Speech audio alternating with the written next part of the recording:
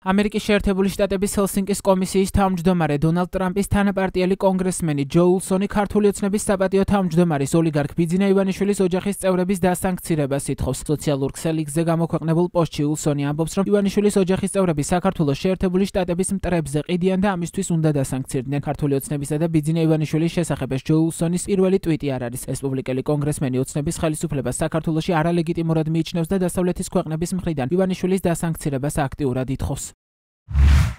ივანიშვილების ოჯახის წევრები არიან ბენეფიციარები და ხელშემწყობები რეჟიმის მიერ საქართველოს შეერთებული შტატების მტრებისთვის მიყიდვაში და უნდა მიიღონ სანქციები და განიდევნონ დასავლეთიდან. ეკატერინე ხვედელიძე, უტა ივანიშვილი, ცოტნე ივანიშვილი, ვერა ივანიშვილი, გვანცა ივანიშვილი, ალექსანდრე ივანიშვილი, უჩა მამაცაშვილი.